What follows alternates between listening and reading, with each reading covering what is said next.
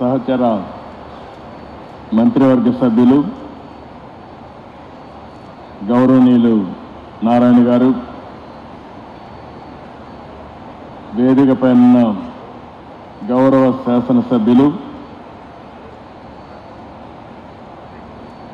నెరేడ్కో national president Haribabu గారు, state president Chakradhar గారు, తిరుపతిరావు గారు, వేదిక పైనున్న వివిధ కార్పొరేషన్లకు సంబంధించి చైర్మన్లు, నెరేడ్కో సభ్యులందరికీ కూడా పేరు పేరున మనస్ఫూర్తిగా నమస్కారాలు, అభినందనలు, శుభాభినందనలు. ఈరోజు నేను ఇక్కడికి వచ్చింది మళ్ళీ పడకేసినటువంటి నిర్మాణ రంగాన్ని పైకి తీసుకురావాలి అనే ధ్యేయంతో నేను ఇక్కడికి వచ్చాను. మీకందరికీ కూడా నూతన సంవత్సర శుభాకాంక్షలు. తొందరలోనే సంక్రాంతి కూడా వస్తుంది. సంక్రాంతి శుభాకాంక్షలు. ఇదే కాకుండా భవిష్యత్తులో కన్స్ట్రక్షన్ యాక్టివిటీకి పెద్ద బూస్టప్ రావాలని మనస్ఫూర్తిగా నూతన సంవత్సరంలో కోరుకుంటున్నాను. ఈరోజు మీరు చూస్తే ఎన్నికలప్పుడు మేము చూసాం, నిర్వీర్యమైన రాష్ట్రం, ఎక్కడికి పోయినా సమస్యల వలయం, అన్ని రంగాలు కూడా పతనావస్థకు చేరిపోయినాయి. నిర్మాణ రంగం అయితే అడ్రస్ లేకుండా పోయే పరిస్థితి వచ్చింది. మేము ఆ రోజు ఒకే మాట చెప్పాం, మమ్మల్ని ఆశీర్వదించండి, మళ్ళీ ఆంధ్ర రాష్ట్రాన్ని అన్ని రంగాలలో అభివృద్ధి చేసే బాధ్యత మేము తీసుకుంటామని చాలా స్పష్టంగా ఆ రోజు మీ అందరికీ హామీ ఇచ్చాం. మా హామీలు నమ్మారు.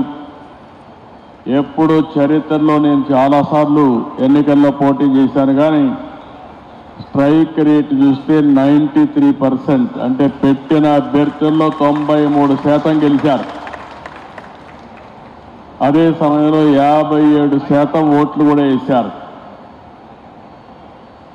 ఆ నమ్మకంతోనే మేము వచ్చిన వెంటనే మీరు ఒక్కసారి ఆలోచిస్తే పునర్నిర్మాణం ప్రారంభించాం.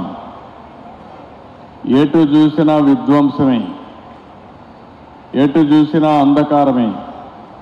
ఎటు పోవాలంటే కూడా ఇప్పటికి కూడా మాకు ఇంకా చాలా సమస్యలు ఉన్నాయి. కానీ అడుగడుగునా ప్రతి ఒక్కరోజు కూడా ఆలోచిస్తున్నాం.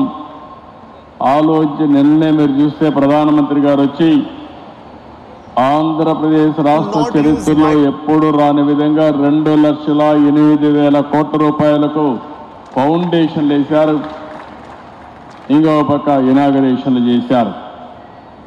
అంటే ఇప్పుడిప్పుడే కొత్తగా పెట్టుబడులు వస్తున్నాయి. విశ్వాసం పెరుగుతూ ఉంది. బ్రాండ్ ఏపీ ఇప్పుడిప్పుడే మళ్ళీ ముందుకు పోయే పరిస్థితి వస్తూ ఉంది. దీంట్లో అనేక రంగాలు పెట్టుబడులు వస్తున్నాయి. ఆ రంగాలు మీరు చూస్తే ఎప్పుడు కూడా నూతనమైన రంగాలను అందిపుచ్చుకోవడంలో ఒక పక్కన ఎన్డీఏ కానీ తెలుగుదేశం పార్టీ కానీ ఎప్పుడూ ముందుంటాం. ఈరోజు మీరు చూస్తున్నారు, 95లో హైదరాబాద్లో ఏమీ లేని సమయంలో అంచెలంచెలుగా అభివృద్ధి చేసి ఈరోజు ఇండియాలోనే నెంబర్ 1 సిటీగా, మోస్ట్ లివబుల్ సిటీగా తయారు చేశామంటే ఆ రోజు చేసిన ఫౌండేషనే. అక్కడ కూడా ఆ రోజు నిర్మాణ రంగమే లేదు. అలాంటి నిర్మాణ రంగాన్ని ముందుకు తీసుకుపోయాం. స్టెప్ బై స్టెప్ అభివృద్ధి చేశాం, ముందుకు వచ్చాం. ఈరోజు మీరు చూస్తే ఒక విషయం మనం గుర్తుపెట్టుకోవాలి, ఒక ఎకో సిస్టమ్ క్రియేట్ కావాల్సిన అవసరం ఉంది. ఒక పక్క ఇండస్ట్రీస్ రావాలి, ఒక పక్క వ్యవసాయం అభివృద్ధి కావాలి, పర్యాటక రంగం కూడా ఊపందుకోవాలి. ఇంకొక పక్కన ఇవన్నీ ఎంత పెద్ద ఎత్తున పెరిగితే అంత పెద్ద ఎత్తున రియల్ ఎస్టేట్ కానీ నిర్మాణ రంగం కానీ ముందుకు పోయే పరిస్థితి వస్తుంది. ఒక నిర్మాణ రంగంలో మేము అనేక సార్లు చెప్పాం, 30-40 లక్షల కుటుంబాలు నిర్మాణ రంగం పైన ఆధారపడుతున్నారు. గడచిన 5 సంవత్సరాల్లో ఇసుక కూడా దొరకని పరిస్థితి ఉంటే నేను వస్తానే ఉచిత ఇసుక మళ్ళీ తీసుకొచ్చి ఎవ్వరు కూడా ఇసుక కొరత లేకుండా చేయగలిగాం. ఎక్కడైనా సరే నేను ఒకటే మిమ్మల్ని కోరుతున్నా, మీకు ఎవ్వరికి ఇసుక దొరక్కపోతే నిర్మాణ రంగంలో మీరు దబాయించి తీసుకునే హక్కు ఈ ప్రభుత్వం మీకు ఇచ్చిందని చెప్పి కూడా నేను మీకు తెలియజేస్తున్నా. ఈరోజు ఇక్కడ చూసినప్పుడు ఈ సంస్థ కూడా 1995లో ఏర్పాటైంది. ఆ సంవత్సరం నేను హైదరాబాద్లో మొట్టమొదటిసారిగా ముఖ్యమంత్రిగా నిర్మాణ రంగాన్ని కూడా ప్రారంభించాం, డెవలప్మెంట్ స్టార్ట్ చేశాం. అక్కడి నుంచి అంచెలంచెలుగా పెరిగింది. ఈరోజు ఇంకొక పక్కన మనం చూస్తే రియల్ ఎస్టేట్ రంగం 7.3% ఈరోజు జీడిపిలో ఉంది. ఇది 2047కి 20% పెరుగుతుందని $5.8 ట్రిలియన్ ఆర్జిస్తుందని చెప్పి కూడా ఒక ఎస్టిమేట్ తయారు చేశారు. ఒక విషయం మనం గుర్తుపెట్టుకుంటే అన్ని రంగాలు అభివృద్ధి చేస్తే అల్టిమేట్గా ప్రజల జీవన ప్రమాణాలు పెరగాలంటే నిరంతరం నిర్మాణ రంగం అభివృద్ధి అవుతూనే ఉంటుంది. ఒక ఇల్లు కడతాం, డబ్బులు వస్తాయి, మళ్ళా కొట్టేసి ఇంకొక ఇల్లు కట్టే పరిస్థితికి వస్తారు. అంటే ఎవరైనా సరే ఈ సివిలైజ్డ్ వరల్డ్లో ఒక నాగరిక ప్రపంచంలో నిర్మాణం అనేది కంటిన్యూగా జరుగుతుంది. ఏ సొసైటీ అయితే బాగా అభివృద్ధి అవుతుందో అక్కడ ఈ డెవలప్మెంట్ అనేది అనునిత్యం కూడా ముందుకు పోయే పరిస్థితి వస్తుంది. ఈరోజు ఇక్కడ చూస్తే నేరడ్కో కూడా ఒక పక్క క్రీడా ఉన్నారు, ఒక పక్క క్రీడా ఉంది, ఇంకో పక్క నేరడ్కో ఉంది. మీరిద్దరు కూడా బ్రహ్మాండంగా పనిచేస్తున్నారు. ఇద్దరూ కలిసి ఎప్పటికప్పుడు నిర్మాణ రంగాన్ని అభివృద్ధి చేయడానికి మీరు ముందుకు రండి. మీరే కాకుండా చిన్న ఆర్గనైజేషన్స్ వాళ్ళు కూడా కోరుతున్నా, ఈ ప్రభుత్వం మీకు అండగా ఉంటాం, ట్రాన్స్పరెంట్గా ఉంటాం, రియల్ టైంలో మీ సమస్యల పరిష్కారం చేయడానికి మేము ముందుంటామని చెప్పి కూడా మీ అందరికీ హామీ ఇస్తున్నా. ఇదే కాకుండా ఈరోజు నారాయణ గారు చెప్పారు, అమరావతి కానీ అభివృద్ధి అయి ఉంటే ఇప్పటికి ఈ ప్రాంతం అంతా కూడా నిలదొక్కునేది. ఒక అమరావతిని పూర్తిగా నిర్వీర్యం చేసి రాష్ట్రంలో నిర్మాణ రంగం అనేది నిలదొక్కోకుండా చేసే పరిస్థితికి వచ్చారు. ఇంకో పక్కన ఎక్కడ చూసినా డెమాలిషన్ చేయడం, భయభ్రాంతులను చేయడం, ఇలాంటి చాలా కార్యక్రమాలు కూడా జరిగాయి. 5 సంవత్సరాలు నేను చూశాను. అన్ని రంగాల కంటే నిర్మాణ రంగం పూర్తిగా దెబ్బతినే పరిస్థితికి వచ్చింది. ఈరోజు మళ్ళీ మీరు చూసినప్పుడు ఈ 7 నెలలే మేము వచ్చిన తర్వాత 7 నెలలు అయింది. బిల్డ్ ఏపీ అనే నినాదంతో ఈరోజు మనం అందరం ముందుకు పోతున్నాం. నిర్మాణ రంగానికే కాకుండా అనుబంధ రంగాల్లో అన్నిటికీ ప్రాధాన్యత ఇచ్చాం. ఈ ప్రాధాన్యత వల్ల ఎక్కడికక్కడ ఒక పద్ధతి ప్రకారం ఇవన్నీ జరిగే పరిస్థితికి వస్తున్నాయి. మీరు ఒక పక్కన చూస్తే నా జీవితంలో ఎప్పుడూ చూడని విధంగా ఈరోజు భూ సమస్యలు వచ్చాయి. నాకు వచ్చే 100 పిటిషన్లు వస్తే అందులో 60-70 ల్యాండ్ రిలేటెడ్ సమస్యలే వచ్చాయి. రికార్డ్స్ తారుమారు చేశారు, భూ కబ్జాలు చేశారు, ఒకరి భూమిని ఇంకొకరు రాహించారు. కడాన సొంత ఒక ల్యాండ్ టైట్లింగ్ యాక్ట్ కూడా తీసుకొచ్చి ఇష్టానుసారంగా చేస్తే అవన్నీ రద్దు చేసి ఈ ల్యాండ్స్ అన్నీ మళ్ళీ ప్యూరిఫై చేయాలంటే చాలా సమయం తీసుకొచ్చే పరిస్థితి వచ్చింది. నేను మిమ్మల్ని అందరూ కూడా నిర్మాణ రంగంలో ఉన్నారు కాబట్టి ఇప్పుడే తిరుపతిరావు గారు కానీ మీ వాళ్ళందరూ చెప్పారు, ఒక మాట చెప్పారు, మేము తప్పు చేయం, ఎవరైనా మాలో తప్పు చేసే వాళ్ళు ఉంటే గట్టి చర్యలు తీసుకోమని వాళ్ళు కోరారు. అందుకే నేను చెప్తున్నా, ఈరోజు first time land grabbing prohibition act కూడా తీసుకొచ్చాం. ఎవరైనా కానీ ల్యాండ్ గ్రాబింగ్ చేస్తే మాత్రం ఎవరిని వదిలిపెట్టమని చెప్పి కూడా నేను మీకు తెలియజేసుకుంటున్నా. ఈరోజు ఏ విధంగా ఉంటాయంటే ఈరోజు మీరు చూశారు టీడీఆర్ బాండ్లు, డబ్బులు తీసుకున్నది ఒకరు, నష్టపోయింది ఇంకొకరు. ఈరోజు ఎక్కడికక్కడ దీన్ని కూడా ఒక పెద్ద ఫ్రాడ్ చేసే పరిస్థితికి వచ్చారు. నేను నారాయణ గారికి అదే చెప్పాను, దోషుల్ని వదిలిపెట్టకూడదు, అమాయకుల్ని పనిష్ చేయకుండా ఏ విధంగా చేయగలుగుతారో అది చేయడానికి కూడా ఈ ప్రభుత్వం సిద్ధంగా ఉందని చెప్పి కూడా నేను మీకు తెలియజేస్తున్నా.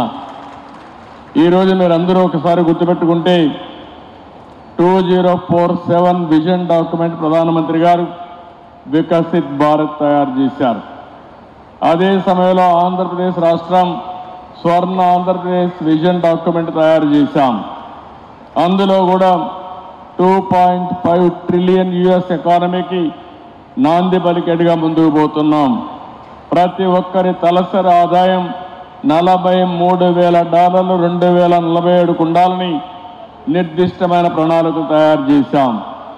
ఈరోజు మీరు చూస్తే 7 నెలలైంది మేము వచ్చి, ఇప్పటికీ 4 లక్షల కోట్ల రూపాయలు పెట్టుబడులకు అగ్రిమెంట్లు చేశాం, పనులు ప్రారంభిస్తున్నాం. దీనివల్ల 4 లక్షల మందికి ఉపాధి కల్పించే అవకాశాలు వస్తాయి. మేము ఒకే నినాదం పెట్టుకున్నాం, 20 లక్షల మందికి ఉద్యోగాలు ఈ 5 సంవత్సరాల్లో ఇవ్వాలనేది ఎన్డీఏ నినాదం అని చెప్పి కూడా నేను మీకు తెలియజేసుకుంటున్నా. ఈరోజు అమరావతి దగ్గర 50,000 కోట్ల రూపాయలతో పనులు ప్రారంభించడానికి ముందుకెళ్తున్నాం.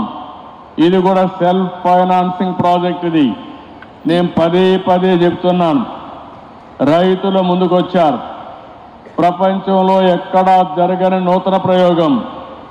హైదరాబాద్ అభివృద్ధి అయింది. హైదరాబాద్లో సైబరాబాద్ ఏరియాలో ప్రభుత్వ భూములు ఎక్కువ ఉండేటివి. ఆ ప్రభుత్వ భూములన్నీ కూడా సద్వినియోగం చేశాం, అభివృద్ధి చేశాం. ప్రైవేట్ వాళ్ళు కూడా బాగుపడే పరిస్థితికి వచ్చారు. ఎక్కడైతే రియల్ ఎస్టేట్ బాగా భూమి వస్తుందో అక్కడ సంపద సృష్టించే అవకాశాలు వస్తాయి. అదే ఈరోజు చూస్తే ఒక్క హైదరాబాద్ వల్ల తెలంగాణ రాష్ట్రానికి పర్ క్యాపిటల్ ఇన్కమ్ నెంబర్ 1గా చేయగలిగింది. భారతదేశంలో మొదటి రాష్ట్రం, తలసరి ఆదాయంలో ఎక్కువ ఉండే రాష్ట్రం తెలంగాణ రాష్ట్రం. దానికి కారణం హైదరాబాద్ నగరం. దానికి కూడా మీరు ఒకసారి చూస్తే ఇన్ఫర్మేషన్ టెక్నాలజీ కానీ, ఇంకో బయోటెక్నాలజీ కానీ, ఇంకో పక్క ఫార్మా కానీ, ఫైనాన్స్ కానీ అన్నీ కూడా తీసుకొచ్చి ఒక ఎకో సిస్టమ్ ఆ రోజు క్రియేట్ చేశాం. ఈరోజు హైదరాబాద్ నగరంలో ఔటర్ రింగ్ రోడ్ అనే ఒక అడ్వాంటేజ్ వచ్చింది. ఈరోజు ఇక్కడికి వచ్చినప్పుడు హైదరాబాద్ ఔటర్ రింగ్ రోడ్డు కంటే 183 కిలోమీటర్లు ఔటర్ రింగ్ రోడ్డు క్రియేట్ చేసి గుంటూరుకు అవతల ఔటర్ రింగ్ రోడ్డు వస్తుందంటే గుంటూరు కూడా అమరావతి లోపలనే వస్తుంది. ఈ రెండు కూడా కలిసిపోయే అవకాశం ఉందని చెప్పి కూడా నేను మీకు తెలియజేస్తున్నా. అందుకే నేను మిమ్మల్ని అందరినీ, ప్రభుత్వం అయితే ఒక స్పష్టంగా ఉన్నాం, అభివృద్ధి మా నినాదం. అభివృద్ధి చేశాం, చేసిన దాఖలాలు ఉన్నాయి. మళ్ళీ అలాంటి అభివృద్ధి చేయడానికి ఈ ప్రభుత్వం ముందుకు వస్తున్నాం. మేము ఒకటే ఆలోచిస్తున్నాం, మౌలిక సదుపాయాలకు ఎక్కువ పెద్దపీట వేస్తున్నాం. నాలెడ్జ్ ఎకానమీకి ముందుకు పోతున్నాం. ఈరోజు ఆంధ్రప్రదేశ్ రాష్ట్రాన్ని మీరు ఒక్కసారి చూస్తే తీర ప్రాంతం ఉంది, అనేక పోర్ట్లు వచ్చే అవకాశం ఉంది. భవిష్యత్తులో పోర్ట్ లెడ్ మ్యానుఫ్యాక్చరింగ్ ఎకానమీ వస్తే ఎకానమీ భూమి పరిస్థితి వస్తుంది. నిన్నటి వరకు రామాయంపట్నం చూశారు, మామూలు ప్రదేశం. ఈరోజు ఆ రామాయంపట్నంలో ఒక పోర్ట్ వస్తూ ఉంది. అదేవిధంగా బీపీసీఎల్ అయితే 70-80 వేల కోట్ల రూపాయలు పెట్టి రిఫైనరీ తీసుకొస్తున్నారు. వాళ్ళు వచ్చిన తర్వాత ఇంకా కొంతమంది వచ్చి భవిష్యత్తులో రామాయంపట్నం ఒక ఇండస్ట్రియల్ టౌన్షిప్గా తయారయ్యే పరిస్థితి వస్తుంది. ఎందుకు నేను ఈ మాట చెప్పానంటే ఆంధ్రప్రదేశ్ మొత్తం 1000 కిలోమీటర్లు తీర ప్రాంతం ఉంది. పోర్ట్లు డెవలప్ చేస్తే, మ్యానుఫ్యాక్చరింగ్ ప్రాధాన్యత ఇస్తే బ్రహ్మాండమైన అభివృద్ధి జరిగే పరిస్థితి వస్తుంది. ఒక 50,000 కోట్ల రూపాయలు నేషనల్ హైవేస్ వర్కులు జరుగుతున్నాయి. ఒక 60,000-70,000 కోట్ల రూపాయలు రైల్వే పనులు జరుగుతున్నాయి. ఈరోజు చెన్నై నుంచి కలకత్తా వరకు ఇప్పుండే డబుల్ లేన్ రైల్వే లైన్ని 4 లేన్స్ చేస్తున్నారు. ఇది కానీ జరిగితే లోకల్ ట్రైన్స్ అన్ని వస్తాయి, కనెక్టివిటీ పెరుగుతుంది, లాజిస్టిక్స్ ఇంప్రూవ్ అయ్యే అవకాశం వస్తుంది. అదే సమయంలో మనం కానీ అమరావతి పూర్తి చేసుకుని నాలెడ్జ్ ఎకానమీలో కొత్తగా మీరు చూస్తే ఆంధ్రప్రదేశ్ని ఒక గ్రీన్ హైడ్రోజన్ హబ్గా తయారు చేసే పరిస్థితి వస్తుంది. ఇక్కడ సోలార్ ఎనర్జీ ఉంది, అదే సమయంలో విండ్ ఎనర్జీ వస్తూ ఉంది, ఇంకో పక్క పంప్డ్ ఎనర్జీకి అనుకూలమైన స్థలం. ఈ 3 కలిపితే గ్రీన్ హైడ్రోజన్ కూడా తయారు చేసి పోర్ట్ ద్వారా ఎక్స్పోర్ట్ చేసే అవకాశం వస్తుంది. అదే నిన్న ప్రధానమంత్రి గారు 1,80,000 కోట్ల రూపాయలు విలువ చేసి గ్రీన్ హైడ్రోజన్ ప్లాంట్కి ఏదైతే గవర్నమెంట్ ఆఫ్ ఇండియా ఎన్టీపీసీ కానీ అదే మరి జెన్కో కానీ జాయింట్ వెంచర్తో పని ప్రారంభించే పరిస్థితికి వచ్చాం. ఇంకో పక్కన కాకినాడలో కూడా గ్రీన్ హైడ్రోజన్ ప్లాంట్ వచ్చే పరిస్థితి వస్తూ ఉంది. మీరు గుర్తుపెట్టుకోవాలి, రాబోయే 5 సంవత్సరాల్లో 10 లక్షల కోట్ల విలువ చేసే ప్రాజెక్టులు గ్రీన్ ఎనర్జీ కానీ గ్రీన్ హైడ్రోజన్ కానీ బయోఫ్యూయల్కి సంబంధించిన ప్రాజెక్టులు ప్రారంభిస్తున్నాం. ఇప్పటికీ రిలయన్స్ అయితే 60,000 కోట్ల రూపాయలు పెట్టుబడి పెట్టి బయోఫ్యూయల్కి ముందుకు వచ్చారు. వివిధ ప్రాంతాల్లో 500 యూనిట్లు పెట్టే పరిస్థితికి వచ్చారు. ఇలాంటి అనేక ఇంకో పక్క టెక్నాలజీ. నేను ఒకటే చెప్తున్నాను, ఇక్కడుండే మీరందరూ గుర్తుపెట్టుకోవాల్సిన అవసరం ఉంది. ఒకరోజు ఐటీ ప్రారంభించాం, దానివల్ల ఈరోజు ఆంటర్ప్రెన్యూర్స్గా తయారయ్యారు, ప్రపంచం అంతా వెళ్ళారు. ప్రపంచమంతా వెళ్ళిన వాళ్ళలో గుంటూరు వాళ్ళు ఎక్కువ ఉన్నారంటే గుంటూరులో ఎప్పుడు కూడా అందరికంటే ముందుండే మనస్తత్వం ఈ గుంటూరు జిల్లాలో ఉందని చెప్పి కూడా నేను మీకు తెలియజేస్తున్నా. ఏదున్నా అందిపుచ్చుకుంటారు. ఇక్కడ ఉండే వాళ్ళు ఇక్కడే కాకుండా అమెరికాకు కూడా వెళ్ళి బ్రహ్మాండంగా రాణించే పరిస్థితికి వచ్చారు. ఈరోజు అమెరికాలో మీరు ఒక్కసారి చూస్తే 1995లో ప్రారంభించిన ఐటీ ఉద్యమం ఈరోజు అమెరికాలో ఉండే తెలుగు వాళ్ళు అగ్రస్థానం నిలబెట్టే పరిస్థితి వచ్చింది. అమెరికాలో ఉండే అమెరికన్ తలసరి ఆదాయం $60,000 అయితే అమెరికాలో ఉండే తెలుగువాడి ఆదాయం $1,20,000 అంటే అది తెలుగువాడి సత్తా అని చెప్పి కూడా నేను మీకు తెలియజేస్తున్నా. అలాంటి వాతావరణాన్ని ఇక్కడ ఎందుకు క్రియేట్ చేయలేమని నేను అడుగుతున్నాను. అక్కడ సంపద సృష్టించగలిగాం, అక్కడ బ్రహ్మాండమైన ప్రోగ్రెస్ స్థాపించగలిగాం. అదే స్ఫూర్తి ఇక్కడ కూడా చూపిస్తే ఇది సాధ్యం అని చెప్పి కూడా నేను మీకు తెలియజేస్తున్నా. ఇంకో పక్క ఈ గుంటూరులోనే ఆ రోజు నేను ప్రారంభించినట్టు మీరు చూస్తే స్వచ్ఛ భారత్ రిపోర్ట్ నేనే ఇచ్చాను. ప్రధానమంత్రి గారు ఆ రోజు అడిగి ఒక 10 మంది ముఖ్యమంత్రులతో ఒక కమిటీ వేసి భారతదేశంలో ఏ విధంగా పరిశుభ్రంగా ఉండాలనో దానికి ఒక కమిటీ వేసి ఒక రిపోర్ట్ ఇచ్చాం. అందులో భాగంగానే వేస్ట్ ఎనర్జీ ప్లాంట్ ఇక్కడ గుంటూరులో పెట్టాం. ఇది సక్రమంగా పనిచేస్తూ ఉంది. ఈరోజు మీరందరినీ ఒకటే కోరుతున్నాను, ప్రతి నెల 3వ శనివారం స్వచ్ఛ ఆంధ్రప్రదేశ్ కార్యక్రమానికి శ్రీకారం చుట్టాం. ఈ స్వచ్ఛ ఆంధ్రప్రదేశ్ కార్యక్రమంలో నిర్మాణ రంగంలో ఉండే మీరు పూర్తిగా భాగస్వాములు కావాల్సిన బాధ్యత మీ అందరిపైన ఉంది. మేము పనులు చేస్తాం, కానీ ఈ ఉద్యమంలో మీరు కూడా భాగస్వాములు కావాలి.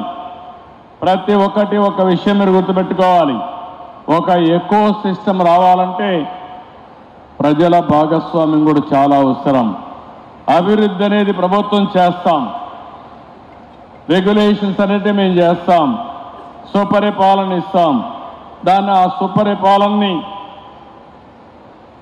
ముందుకు తీసుకుపోవాలంటే ఎవరైతే ఎలైట్ సెక్షన్స్ ఉన్నారో మీరందరూ భాగస్వాములు కావాల్సిన అవసరం ఉంది.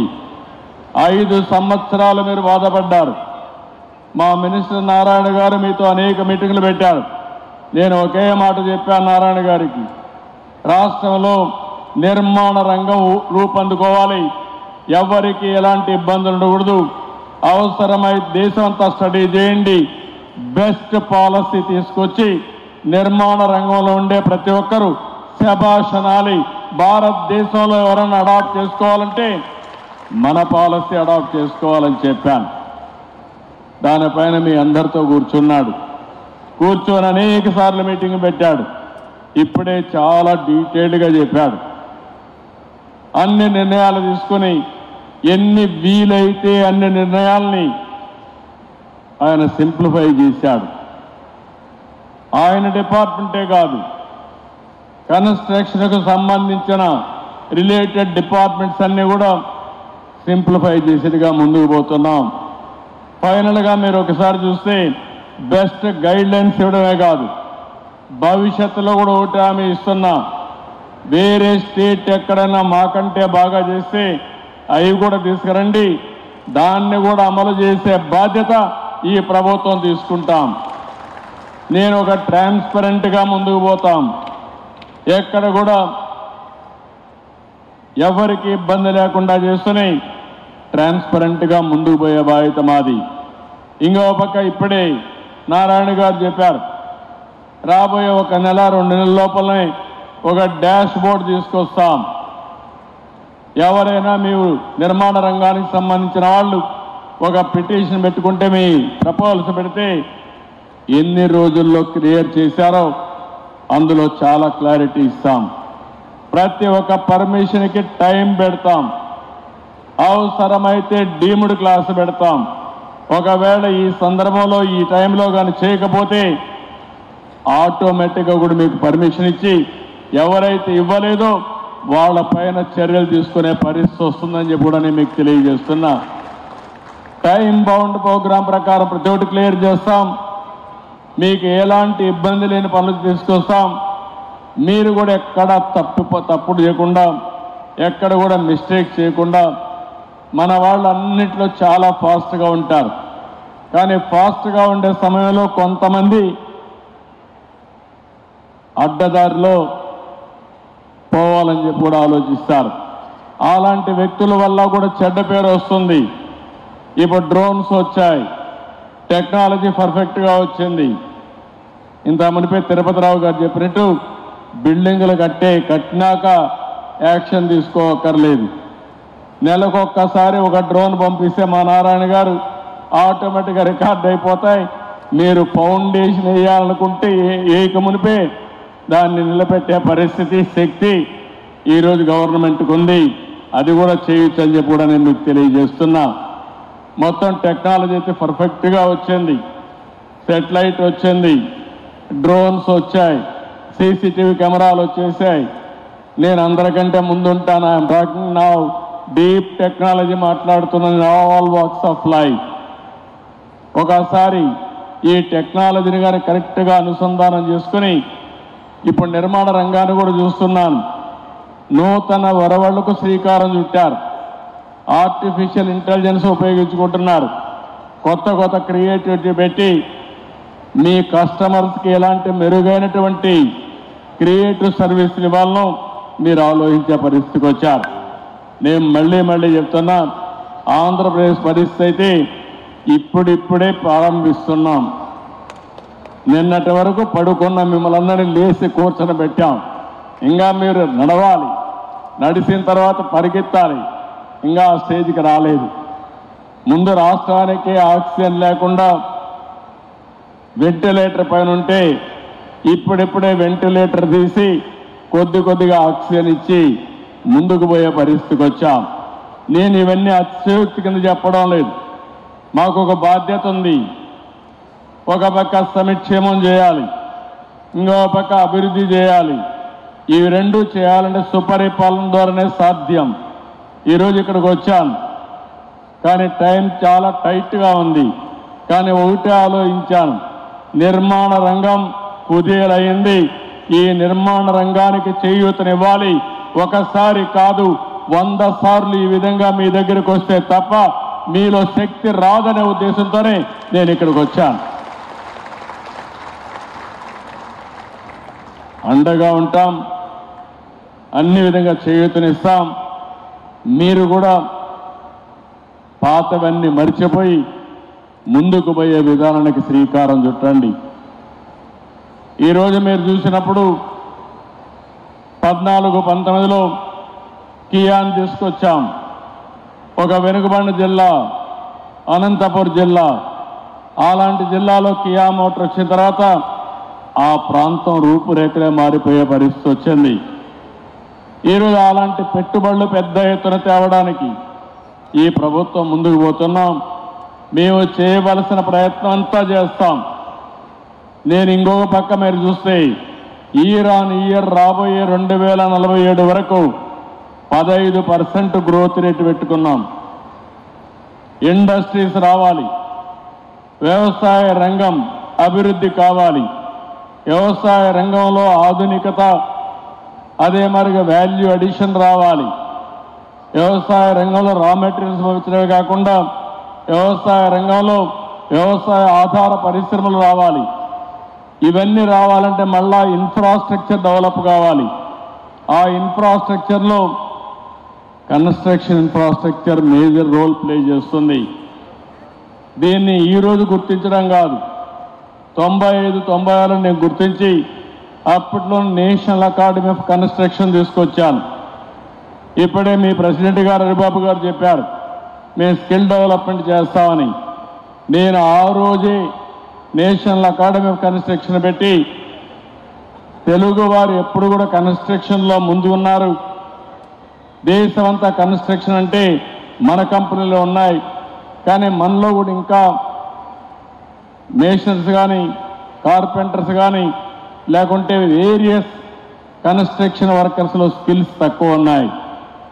ఈరోజు మోడర్నైజేషన్ వచ్చింది, మోడర్న్ టూల్స్ వచ్చాయి, ఎక్విప్మెంట్ వచ్చింది.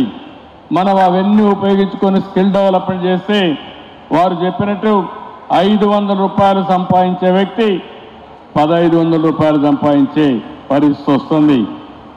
అంటే 3 రెట్లు ఆదాయం పెరగగలిగితే దీనివల్ల అనేక విధాలుగా ఎకానమీకి ఒక బూస్ట్ వచ్చే అవకాశం వస్తుంది.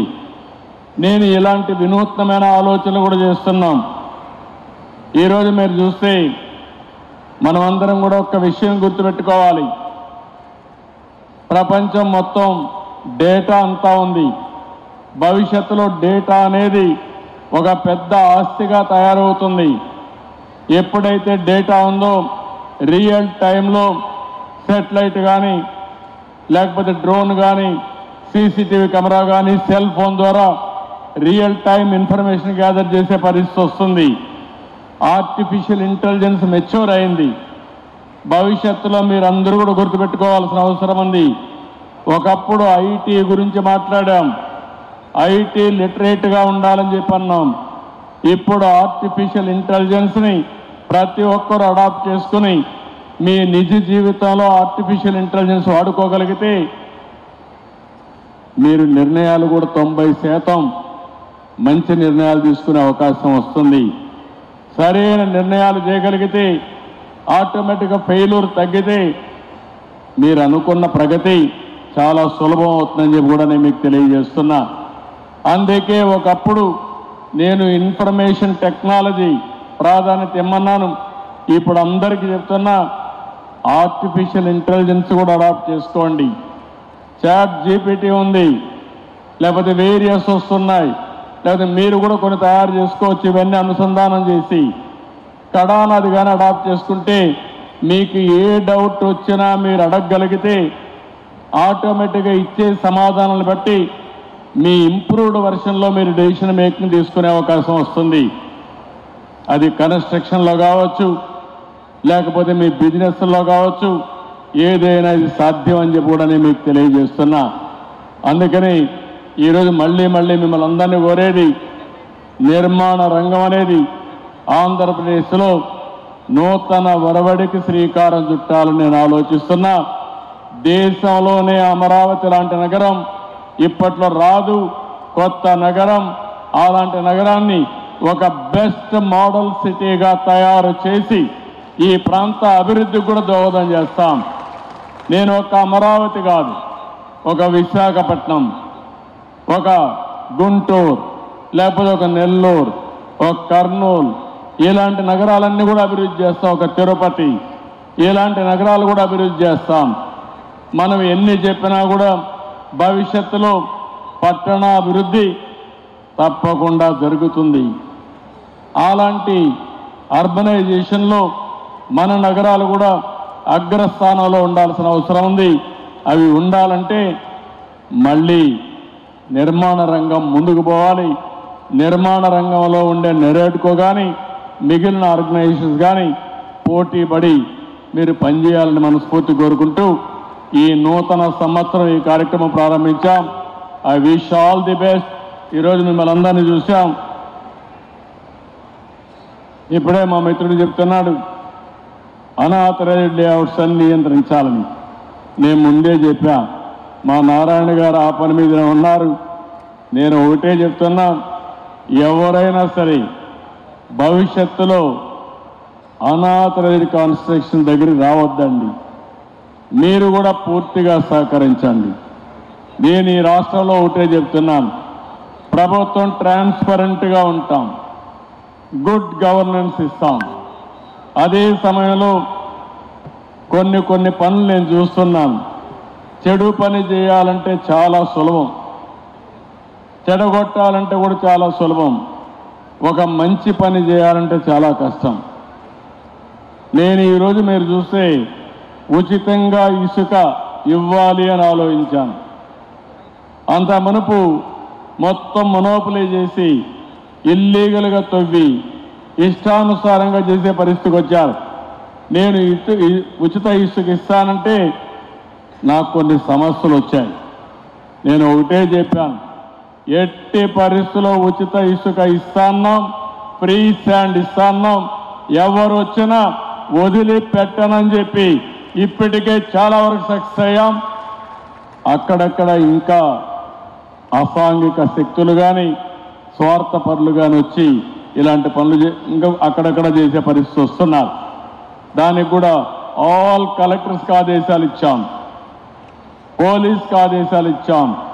వేరే రాష్ట్రాల్లో ఎక్కడికక్కడ సీసీటీవీ కెమెరాలు కూడా పెట్టి కంట్రోల్ చేసే పరిస్థితికి వచ్చాం.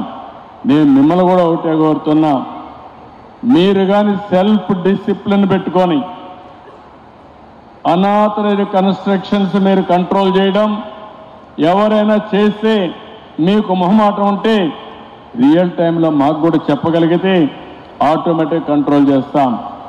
మా ప్రభుత్వ యంత్రాంగాన్ని కూడా చాలా క్లియర్గా ఆథరైజ్ చేస్తున్నాం, గట్టిగా చెప్తున్నాం. ఒకవేళ ఎవరైనా ఫెయిల్ అయితే మా వాళ్ళపైన కూడా చర్యలు ఉంటాయి తప్ప ఎవరిని వదిలిపెట్టమని చెప్పి మరొకసారి తెలియజేసుకుంటూ, ఈరోజు ఒక మంచి అనుభవం. నేను ఇక్కడికి వచ్చాను, ఇక్కడ మొత్తం చూశాను. కన్స్ట్రక్షన్కు సంబంధించిన అందరూ కూడా ఇక్కడ సమావేశం అయ్యారు. ఒక పక్కన material manufacturers, suppliers, financiers, construction చేసే వ్యక్తులు అందరూ కూడా ఇక్కడే ఉన్నారు. మీరందరూ కలిసి ఒక మంచి సిస్టానికి ప్రభుత్వం కూడా ఇక్కడ మీకు అందుబాటులో ఉంది. అందరం కలుద్దాం, అందరం కలిసి ఒక బెస్ట్ ఎకో సిస్టమ్ కన్స్ట్రక్షన్ ఇండస్ట్రీలో తీసుకొద్దాం, బెస్ట్ ప్రాక్టీసెస్కి రూపకల్పన చేద్దాం అని చెప్పి తెలియజేసుకుంటూ, అలాంటి శుభం జరగాలని మరొక్కసారి మనస్ఫూర్తిగా ఆకాంక్షిస్తూ అందరికీ నమస్కారాలు. జై హింద్, జై హింద్.